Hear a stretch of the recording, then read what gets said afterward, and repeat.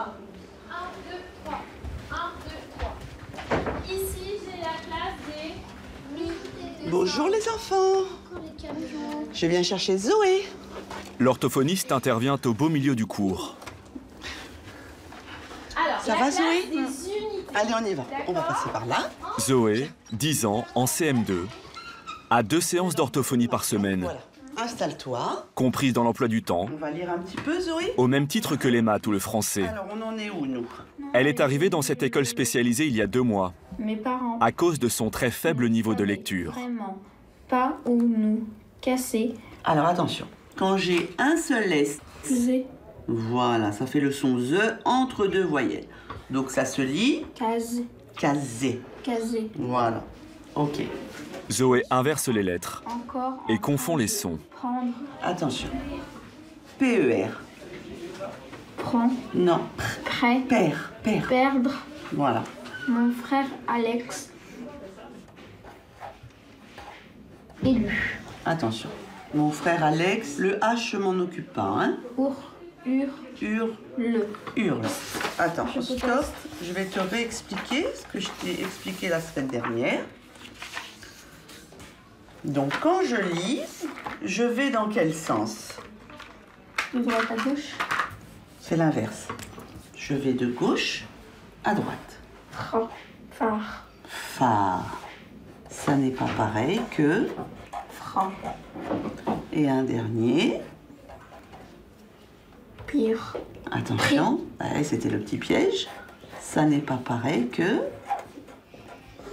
Par. Pris.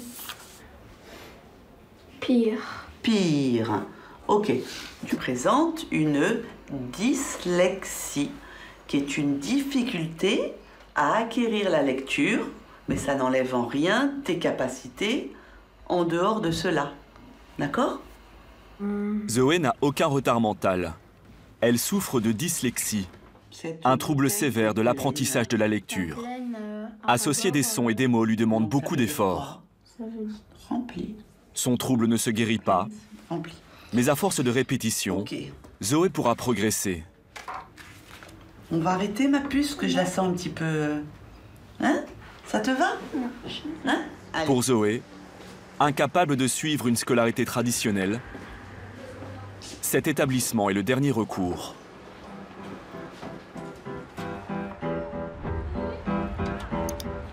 Sur 4 sites, à Paris et à Lyon, le Sérène est une école unique en France qui accueille 300 élèves du CE1 à la 3e.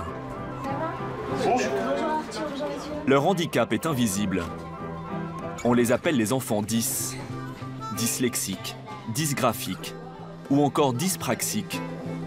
Des troubles de la lecture, de l'écriture ou de la mémoire, dus à un mauvais fonctionnement du cerveau qui touche entre 5 et 10% des enfants. Difficile pour eux d'écrire droit sur une ligne, de retenir une leçon de grammaire, Imaginez, nous imaginions, vous imaginez. ou de poser une addition, alors que leurs tests de QI sont tout à fait satisfaisants. Petit I, d'accord? Cette école privée est payante, 12 000 € l'année, mais 70% des élèves bénéficient d'aide au handicap. Un nouveau départ pour ces enfants, qui jusqu'alors n'avaient connu que l'échec scolaire.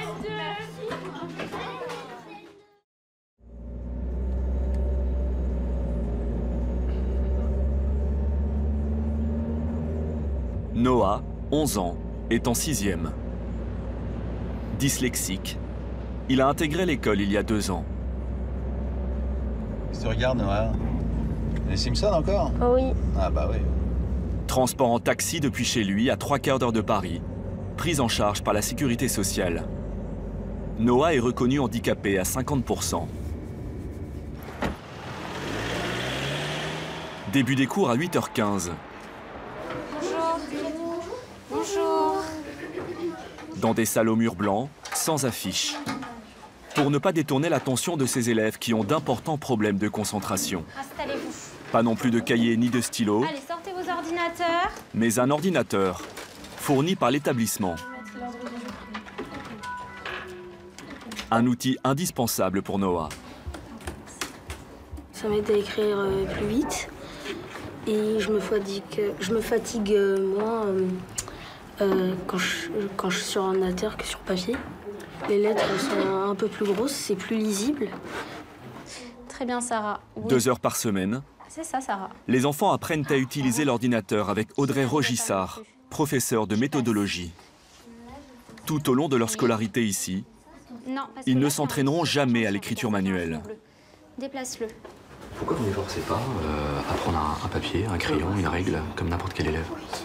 C'est impossible. En termes de lecture, par exemple, je ne peux pas forcer un élève à lire sur papier. Ou... Ce serait comme si je vous demandais de lire du chinois. Ces élèves-là en particulier ont des difficultés que nous, on ne rencontre pas. Et il faut qu'ils puissent, en milieu ordinaire, savoir quels sont les outils qui vont les aider à pallier ces difficultés. Comment est-ce qu'on appelle ce document? Leçon du jour, comment faire un tableau à l'ordinateur? Quels sont les élèves qui ont des difficultés pour faire un tableau? Raphaël? Moi, j'ai un peu de mal, comme par exemple, je suis un peu maladroit, alors des fois, je fais des faux gestes. Et alors, comment est-ce qu'on les appelle, ces gens qui sont un petit peu maladroits? Anaïs.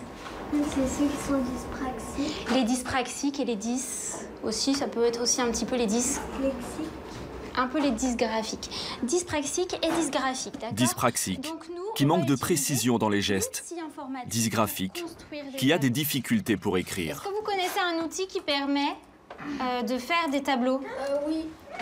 La professeure va détailler chaque étape de la confection du tableau. Si la plupart s'en sortent bien...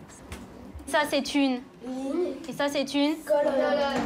Ligne, colonne. Ligne, colonne. Ligne, colonne. Sarah, tu me colories une ligne de ce tableau. Pour d'autres, c'est plus difficile. Une ligne de ce tableau. Une ligne. Une chance sur 2. On va le refaire ensemble toutes les deux. Ça, c'est une colonne. Ça, c'est une ligne.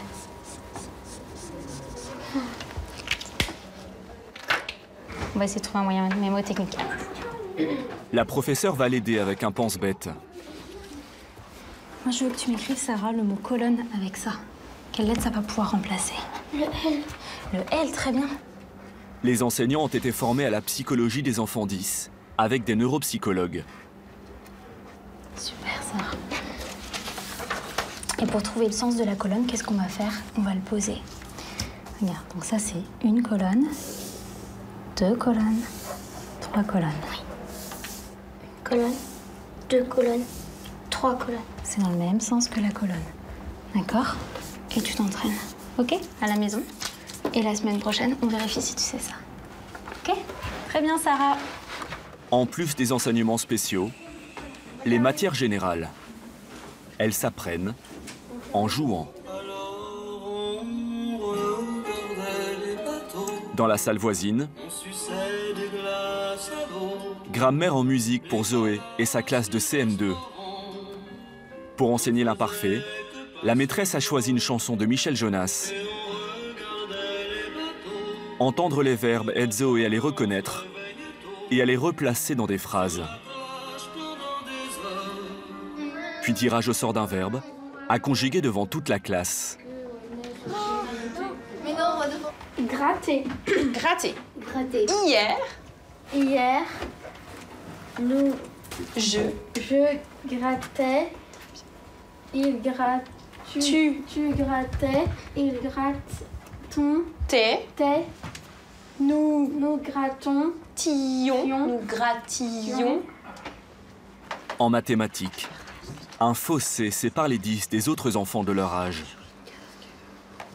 Zoé compte encore sur ses doigts et confond addition et soustraction, une notion normalement acquise en CE2.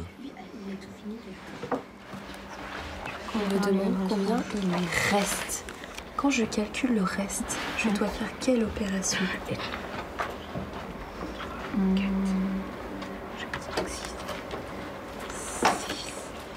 Le reste.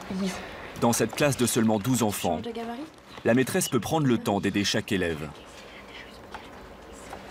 8 et 1, donc 8, 9. De 9 pour aller à 12, donc 9 10, 11, 12, ça fait 3. Cette école est hors contrat. Elle n'est pas tenue de respecter le programme de l'éducation nationale. De 2 pour aller à 3, bah ça fait 1. Parfait, très bien Zoé. Zoé, je te félicite, vraiment. Mais 685, Tu as énormément progressé. Les félicitations sont volontairement très appuyées pour rendre aux enfants une confiance perdue. Zoé a souffert du regard des autres. Moquée à cause de son handicap, elle était souvent seule à la récréation dans son ancienne école, comme la plupart de ses nouvelles copines. Moi, j'avais juste une amie et je restais tout le temps avec elle. Mais pareil, c'était aussi dur de s'entendre un peu. Du coup, c'est vrai que je restais plutôt seule, en fait. Pourquoi t'avais qu'une seule amie? Parce que, en fait, les autres ne voulaient pas forcément de moi, en fait. Noah, c'est qui tes copains ici? La Shaina, c'est Clément, Sullivan, Lissou et Raphaël, Emeric. Tout le monde en fait. Oui, presque tout le monde.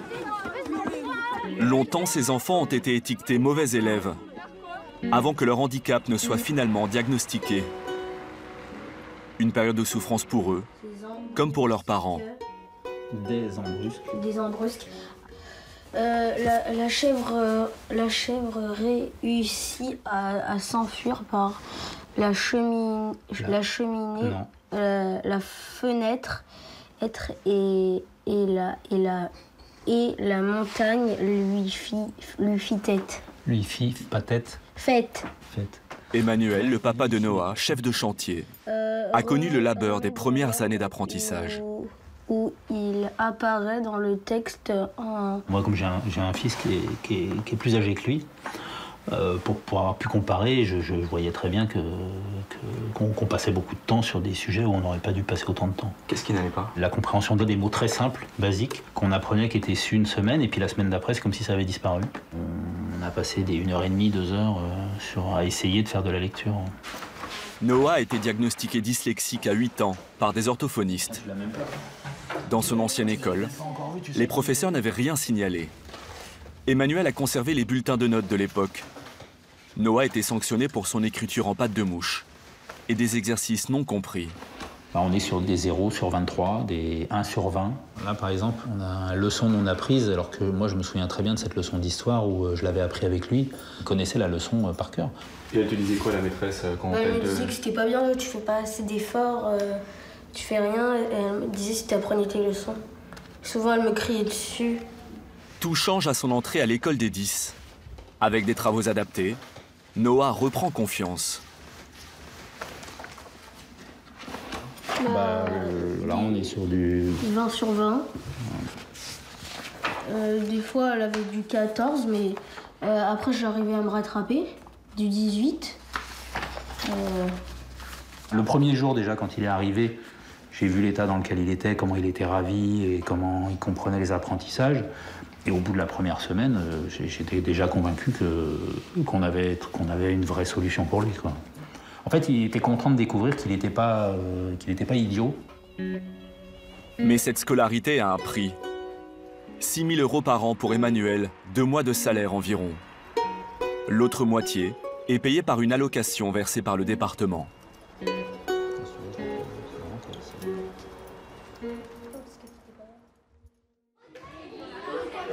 À l'école des 10, certains élèves doivent faire face à un handicap encore plus lourd que la dyslexie. Capucine, 10 ans, en CM2, cumule troubles de l'écriture, du langage et du geste. Elle n'arrive pas à couper elle-même ses saucisses.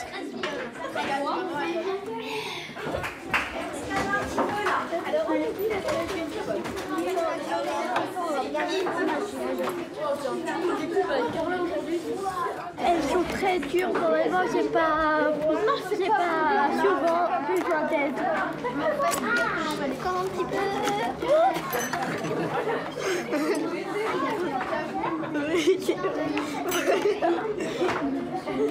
Capucine peine à s'exprimer correctement. Les mots ont du mal à sortir. En cours particulier avec une ergothérapeute, Elle doit trouver un moyen de communiquer. Alors, tu vas me faire une phrase sur ce que tu as fait ce week-end. Sans la parole. C'est bien chose, je sais. Les gommettes sur les touches l'aident à savoir quelle doigt utiliser.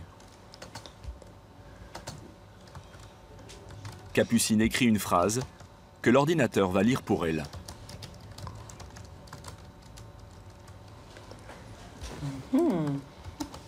Tu écoutes ta phrase? Ok. Dimanche, je suis allée au bowling parce que c'était mon anniversaire entre amis. C'est bien. C'est bien. Est-ce qu'on comprend ce que tu voulais dire? Oui. Ouais. Alors après, est-ce qu'il reste des fautes? Bah oui. Oui, il en reste. Mais ce qui est très bien, c'est que si moi j'entends juste la phrase, je comprends ce que tu voulais dire. Oui. Hein? Donc ça, c'est très bien. Vous ne corrigez pas les fautes d'orthographe? Effectivement, la phrase, il y avait des fautes, mais on arrivait très bien à comprendre ce qu'elle voulait nous dire. Donc moi, mon objectif est atteint. Avec les outils, elle écoute, on arrive à la comprendre, elle continue. Qu'elle ne reste pas à corriger un quart d'heure, un mot. Bah, bravo. On y va? Oui. Allez, c'est parti.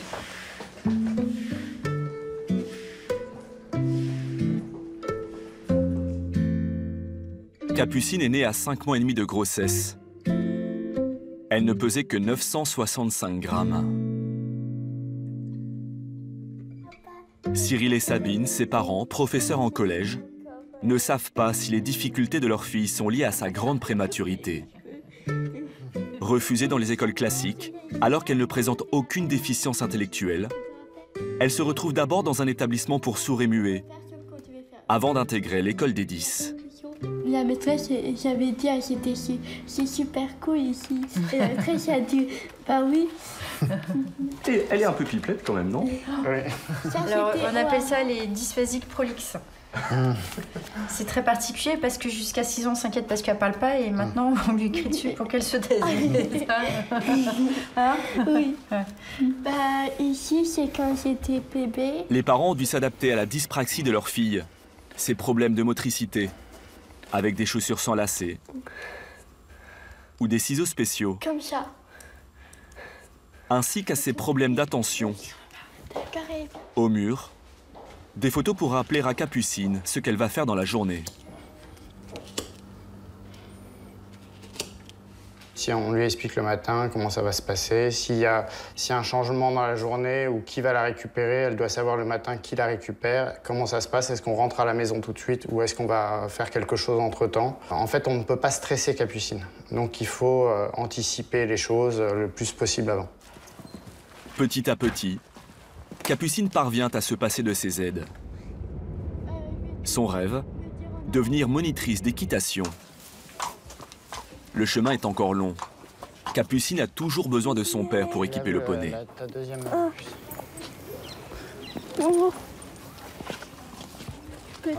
Des fois, les parents n'y arrivent pas non plus.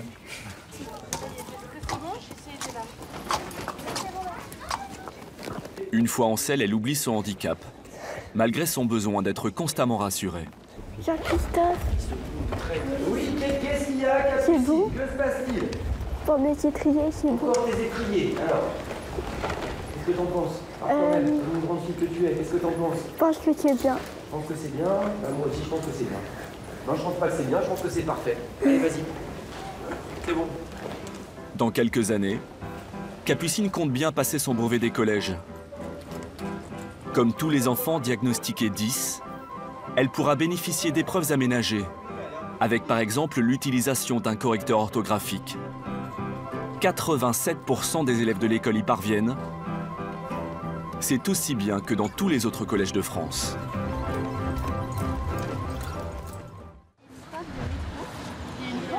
Non, panne de métro. Et en fait, elle arrive à 40 et elle m'a dit... Allez. Mélanie, 13 ans, est en classe de 4e dans cette école privée de Lyon. Bonjour Mélanie. Bonjour. Ça a été, il n'y avait pas eu de... 2 fois par semaine, elle commence sa journée par une séance d'orthophonie au sein même de l'école avec Sarah. On va démarrer avec la lecture flash. Ok. Ouais. On était à 0,5 secondes, du coup on passe à 0,3. C'est parti. Je te le remets? Oui. Noyau. Ouais, parfait. Noyau. Mélanie souffre de dyslexie Un trouble des apprentissages. Sa lecture est lente, hésitante et lui demande beaucoup d'efforts. Non. Ennuyé. Ouais, ennuyé, c'est bien. Mélanie confond les lettres et ne mémorise pas la forme visuelle des mots. Après, je peux te donner un indice, mais ça va être trop facile. Joyeusement. Exactement. Les séances d'orthophonie sont comme une gymnastique du cerveau pour lui permettre de lire plus rapidement. Ça fait quoi, ça, déjà? Ah, frayeur. Parfait. Ça aide beaucoup pour les lettres, pour les mettre dans le bon ordre. Moi, j'écris ce que j'entends souvent. Et après, si je sais, j'écris comme je le sais. Voilà. Et la lecture flash, ça empêche le cerveau de lire lettre à lettre, en gros. Et ça l'oblige à faire la photographie du mot. Oui, c'est un peu ça. Et l'idée, en fait, c'est que l'image se fasse et que Mélanie, à force, ces mots-là, ou en tout cas certains d'entre eux, elle puisse les connaître un peu par cœur. La dyslexie est un trouble qui ne se guérit pas. Mais Mélanie peut progresser grâce à ses séances de rééducation. Ce handicap invisible touche 5 à 10% de la population. Dans ce groupe scolaire unique en France, implanté à Paris et à Lyon, les enfants apprennent à vivre avec leurs troubles, tout en suivant le programme scolaire classique. L'école Sérène de Lyon accueille 47 enfants du CM1 à la 3e.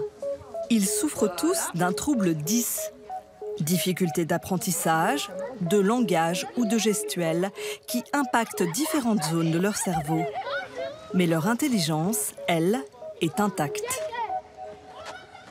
J'ai tous les 10 moi, sauf la dyscalculique. C'est pour ça que je sais faire des racines carrées. Les dyspraxies, les dysorthographies, la dyscalculie, je vais avoir du mal à calculer. Moi, j'ai une dyscalculie, une dysorthographie. Moi, je suis dyspraxique, c'est-à-dire que j'ai du mal à tenir quelque chose de ma main, par exemple. Je fais tomber sans arrêt des affaires, je suis un peu maladroit, on va dire. Pour moi, quand je lis, en fait, les mots se déplacent, donc c'est un peu dur. Merci. Au revoir, Mélanie. Mélanie a intégré l'école en 6e, après une primaire difficile. Un choix que ses parents ont fait après le confinement. En faisant l'école à la maison, Stéphanie s'est rendue compte de l'étendue des difficultés que rencontrait sa fille aînée. Au début, on se dit, je vais mettre mon enfant dans une institution pour handicapés. C'est un peu ça. C'est un peu là, c'est une sensation qu'on a. C'est vertigé. Non, c'est voilà, on dit ça dans un coin de sa tête. On se dit, est-ce que en fait, on est en train de lui donner une chance ou est-ce qu'on limite ses chances en la sortant du circuit traditionnel? Et puis la crainte ultime, c'est qu'elle puisse pas retourner dans le système traditionnel. Et voilà, donc effectivement, c'est une décision un peu lourde. Comme pour la plupart des enfants 10, les difficultés de Mélanie sont apparues en CP, lors de l'apprentissage de l'écriture. Ça fait bizarre de revoir ça, hein, parce que c'est vrai que ça fait... On s'était pas penché dedans depuis un moment, là, tu vois. Ça, c'est quand même CM2. Hein. En fait, on voit quand même qu'à fur et à mesure du texte, là, c'est de plus en plus... Ouais, de plus en plus compliqué. Voilà, j'arrive même pas. Là, je sais même pas ce que tu as voulu écrire. Hein. Il conserve. Là. Non, là, c'est pas. Tu vois, là, c'était pas lisible. Compliqué de parler de dyslexie avant l'apprentissage de la lecture et de l'écriture. C'est à l'âge de 8 ans que le diagnostic a pu être posé pour Mélanie. Elle est intelligente, on le sait, on le sent. Et puis, il y a cette barrière-là, cette chose qui l'arrête dans le passage à l'écrit, dans cette lecture, et puis le rendu aussi à l'écrit. Ça, c'est une grosse frustration. Parce qu'en tant que parent, parfois, je sais ce qu'elle a envie de dire et je vois qu'elle ne me l'exprime pas suffisamment, pas à la hauteur de ce qu'elle pense. Elle a plein de qualités. Elle a toujours été vive, curieuse de beaucoup de choses, même parfois des choses un peu... étonnante pour son âge. La Seconde Guerre mondiale. On m'a fait connaître Anne Frank, mon ami Frédéric, L'enfant au pyjama rayé, etc. Jusqu'à, je dirais, même ses 12 ans, on lisait tous les soirs pour qu'elle puisse accéder à des romans ou à de la littérature de son âge pour laquelle elle avait un vrai intérêt. Les enfants, tu vois, je peux plus te porter. Pour Stéphane, le père de Mélanie, pourtant médecin, comprendre le trouble dont souffre sa fille est encore loin d'être évident. Il y a une forme d'agacement au départ. D'agacement parce qu'en fait, on se dit, mais en fait, ça fait 10 fois que je te répète le même truc. B, D. Donc en fait, on ne comprend pas, alors qu'on est sensibilisé au problème, parce qu'on va chez l'orthophoniste toutes les semaines, hein, que son œil ne reconnaît pas, ne distingue pas B et D. Donc sur les petits mots donc sur le long cours, après justement une journée de travail, une nuit de garde et autres, il y a une forme d'agacement des fois qu'il y a eu un peu, hein, j'avoue, où j'ai un peu gueulé. Tu sais, quand j'ai regardé tes premiers trucs que tu écrivais, mes yeux saignaient en fait. Je me suis dit, il y a 4 fautes dans un mot, je ne peux plus regarder en fait. Non, mais pour toi, c'est un renoncement. Ah, mais j'ai renoncé parce que j'ai compris. Oui, important, oui. Parce que j'ai été élevé dans ce culte de l'orthographe. Alors maintenant, avec ce problème-là, je comprends que c'est pas si important pour pouvoir faire ces apprentissages sereinement. Voilà, bon. Comme ça que j'ai compris, parce que j'ai bien compris. Ouais. Les parents de Mélanie ont maintenant compris que grâce à l'école Sérène, ces troubles 10 ne l'empêcheraient ni d'obtenir ses diplômes, ni de poursuivre ses rêves.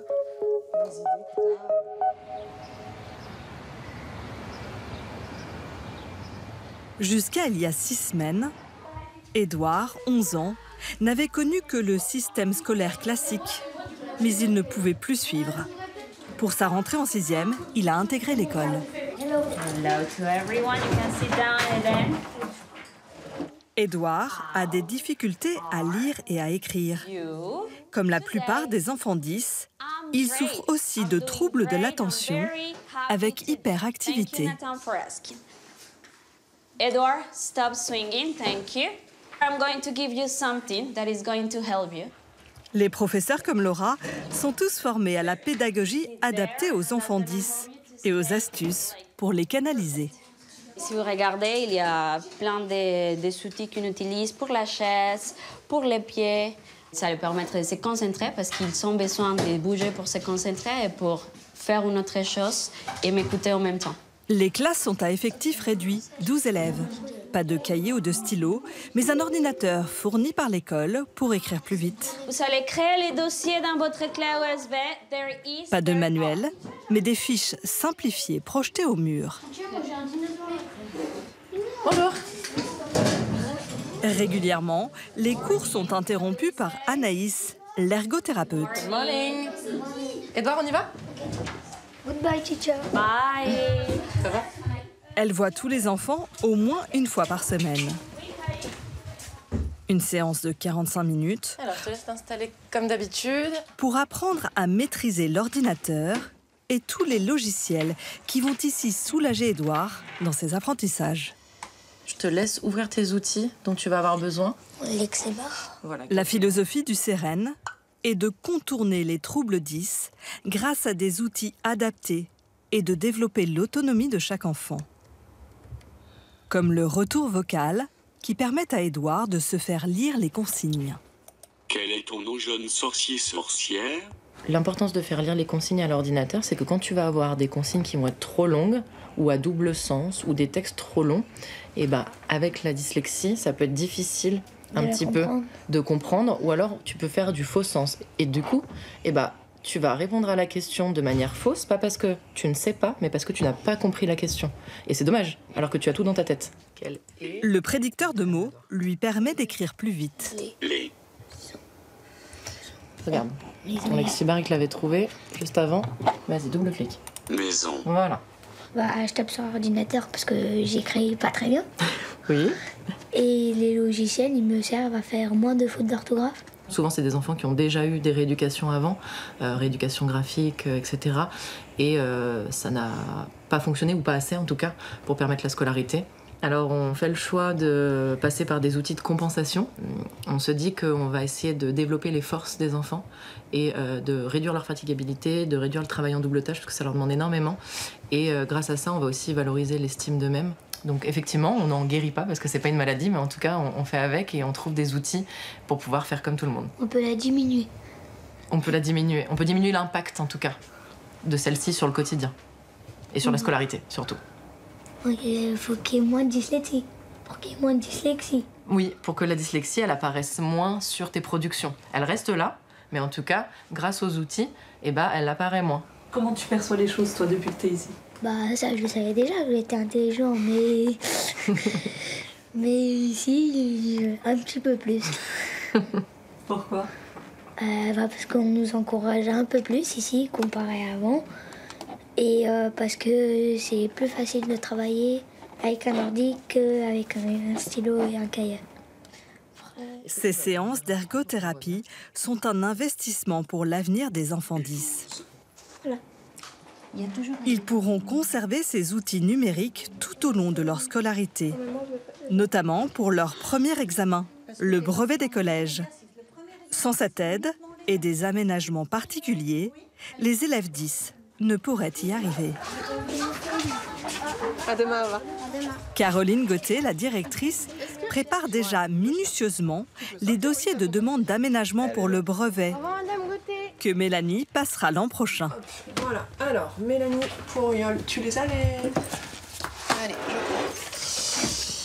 prends. Hop, tiers-temps, oui, puisque de toute façon, c'est obligatoire. Hop, pause.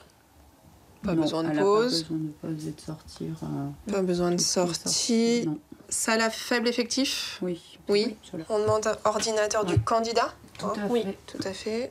Est-ce qu'on demande une aide humaine? L'examen peut générer du stress. Est-ce qu'un assistant... Reformulateur? Juste un reformulateur. Juste un reformulateur. Un reformulateur. Donc quelqu'un qui sera là pour nous reformuler les consignes. Dans cette école, le taux de réussite au brevet l'an dernier était de 95%.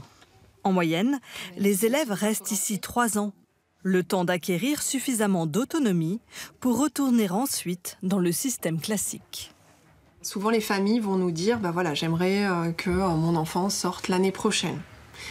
Ou l'élève, on va sentir qu'il est prêt à sortir. Donc nous, on va faire une proposition à la famille. Entre-temps, on met en œuvre la désadaptation.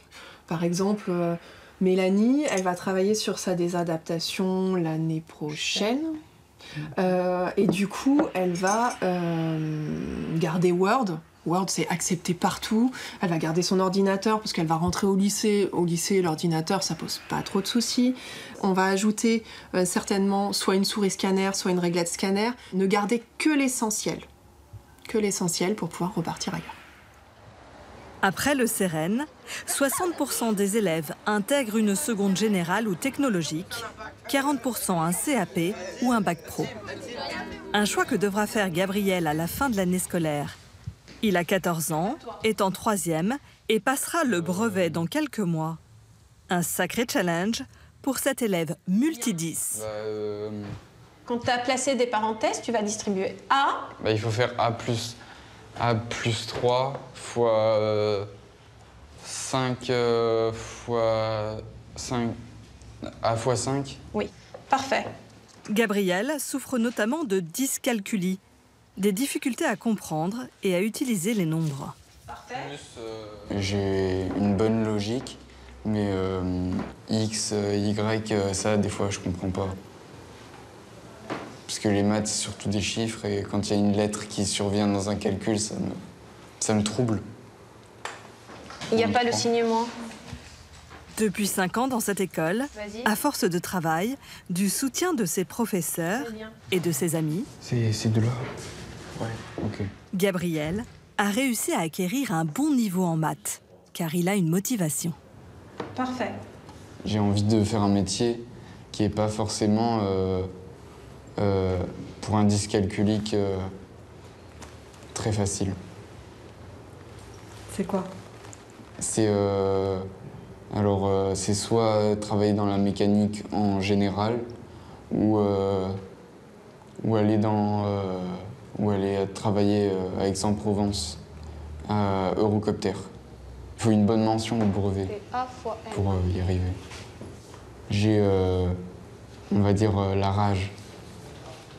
Ici, musique et arts plastiques sont remplacés par des heures supplémentaires de maths et de français. Des apprentissages qui demandent beaucoup de ressources aux élèves qui s'épuisent vite. Plus 3. Et je propose une pause cerveau.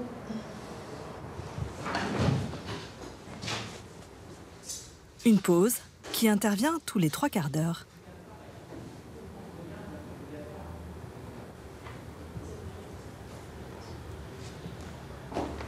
Gabriel, tu peux nous dire ce qui se passe là? On fait une pause cerveau. C'est quoi?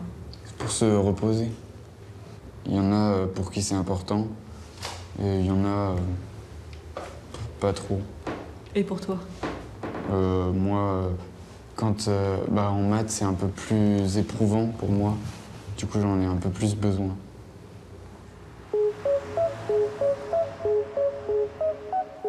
Gabriel est l'aîné d'une famille de 2 garçons. Chaque soir, quand il rentre chez lui, c'est le même rituel.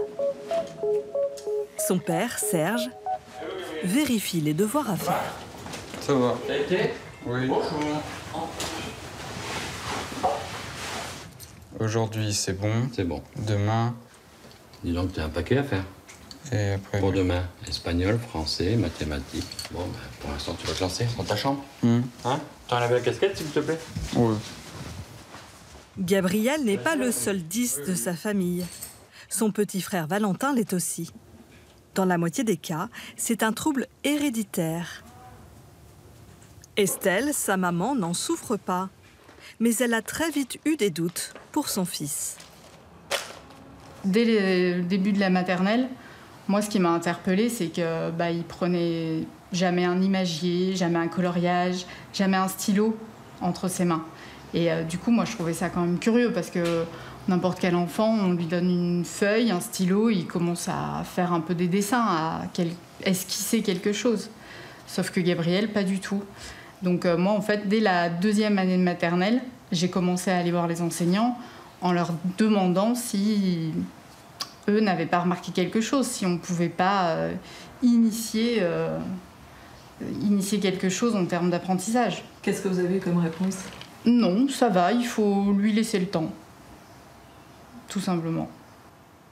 À l'entrée en CP, avec l'apprentissage de la lecture et de l'écriture, la situation ne fait qu'empirer. Et les professeurs stigmatisent Gabriel en lui collant l'étiquette du mauvais élève. Les acquis de CE1 n'y sont pas. J'espère qu'avec le temps, cela viendra. Comme si on pouvait attendre que le temps fasse son œuvre et que ça s'arrange. Gabriel doit réagir. Bilan annuel décevant, il doit se mettre au travail. Des phrases violentes qui prouvent que les enseignants sont passés à côté de ces difficultés. Forcément, il y a eu du harcèlement scolaire. Donc en CM1, Gabriel m'a fait part du fait qu'il voulait plus, il avait plus envie de vivre. En fait, ça a été très difficile. Donc je me suis dit, je vais le sortir du système scolaire et je vais faire de l'enseignement à la maison, parce que j'avais pas d'autre solution pour faire en sorte que mon enfant ait envie de continuer à apprendre, continue à développer sa curiosité. Et puis, le CEREN est arrivé à Lyon. Cette école privée a un coût, 13 000 € par an, prise en charge à 80% à Paris. Ici, à Lyon, le département refuse tout financement. Un sacrifice pour les familles. Estelle et son mari gagnent 2 800 € par mois. Ce sont les grands-parents qui financent la scolarité de Gabriel. Comme lui, la plupart des élèves arrivent ici après un parcours cabossé. Victimes de harcèlement, de phobie scolaire, incompris par leurs professeurs. Parfois, ils ont aussi été isolés, comme Édouard. Moi, j'étais punie pendant la récréation parce que j'avais pas le temps de faire mes exercices. Mais du coup, je sortais pas et je voyais pas souvent mes amis. Et le week-end, je faisais que mes devoirs. Tellement que ça me prenait de temps, je sortais jamais. Du coup, je voyais pas souvent mes amis. C'est pas très rigolo. Non, c'est pas très rigolo. Alors que là, même si j'habite pas aux mêmes endroits que mes amis, en récré, je les vois. En classe, il y a une bonne ambiance. Je suis amie avec pratiquement toute la classe. Pour les filles, plus compliqué de se faire des copines. Elles sont sous-représentées dans l'établissement, car les 10 toucheraient à 75% les garçons. Mélanie est la seule fille de sa classe. Comme on peut voir dans cette cantine, il y a énormément de garçons. Énormément. Un peu trop. En fait, en 6e, j'étais déjà la seule fille. En 5e, il y avait une autre fille, mais voilà. Et je commence à m'y faire. C'est pas encore ça, mais je commence à m'y faire. Avec les 3e et une 5e, ça va. On se débrouille. Chacune ses 10, chacune ses forces et ses faiblesses, ce qui les rend plus solidaires. Là, on est tous pareils, donc on se comprend, on arrive plus à s'aider. Par exemple, Marthe, elle m'aide en maths, parce qu'elle elle a moins de difficultés, moi j'en ai. Et on s'entraide, on est à côté, et c'est beaucoup plus simple, et on s'accepte comme on est. Donc c'est plus simple en fait, les uns les autres. Des enfants qui ont retrouvé le goût de l'école, l'estime d'eux-mêmes, et qui peuvent désormais entrevoir un avenir. Dans quelques mois, Gabrielle quittera le Sérène. En attendant, aujourd'hui, c'est escalade, comme tous les mercredis depuis 3 ans. Allez, on va aller à côté. Ici, il est le seul 10, et personne ne le sait. Échauffement basique. Vous allez me faire une traversière en profil à l'égyptienne. Il n'y a aucun 10 qui me met en difficulté ici. Du coup, je les mets un peu de côté. C'est favorisant. En fait, ici, je me sens un peu comme les autres. Et ce qui fait que je me sens pas rejeté de la société comme quand j'étais tout petit. Voilà. En 5 ans, l'école Sérène de Lyon a permis à une centaine d'élèves comme Gabrielle d'atteindre leurs objectifs. Elle devrait ouvrir 2 nouveaux établissements en France l'an prochain.